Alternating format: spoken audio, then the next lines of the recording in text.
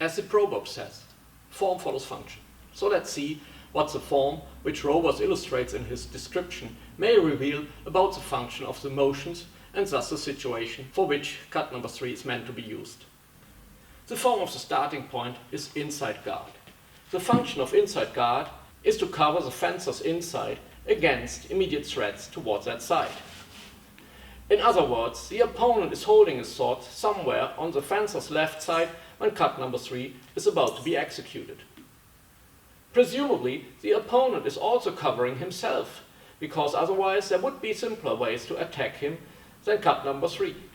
Most likely, he is also standing in inside guard. The secondary function would be an invitation to lure the opponent into attacking the fencer's outside, which is open when standing in inside guard. But this function is irrelevant for this video, since there are more suitable techniques than cut number 3 to deal with this situation. In our case, closing the upper inside opening is the relevant aspect of inside guard. So this opening is immediately threatened by the opponent. Because the opponent's weapon is on the left side of that of the fencer, probably also in inside guard. Motion 1 raises the hand to shoulder level while letting the point drop towards the right side.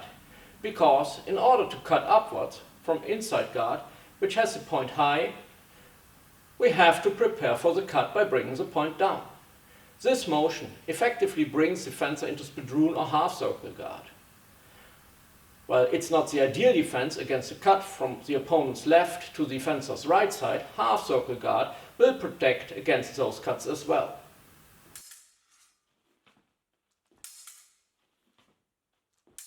This is mentioned in the source when it addresses the mode of recovering to guard in case the opponent prevents a normal recovery from cut number 3 by crossing above the fencer's blade. We don't need to overinterpret the role of half-circle guard in this situation, but it doesn't hurt to keep in mind that the first motion of cut number 3 brings us into that guard. So if he feels unsafe, the fencer can simply stop here, protecting his high outside opening as well as the high inside opening. But if there's no need to stop in this situation, the fencer immediately follows up with motion 2 and brings his blade diagonally upwards to the left.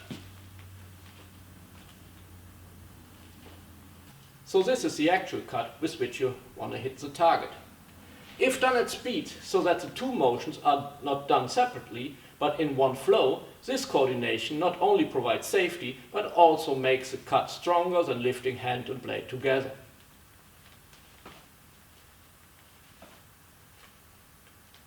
The end position is in the form of outside guard, the function of which is to close the line to the outside opening. For this to make sense, the opponent's weapon has to be threatening our outside after the fencer's cut number 3.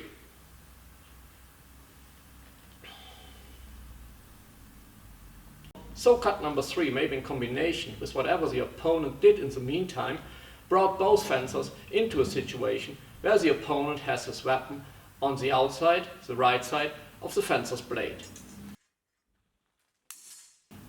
Now let's also apply this form follows function approach to find the answers for the remaining questions.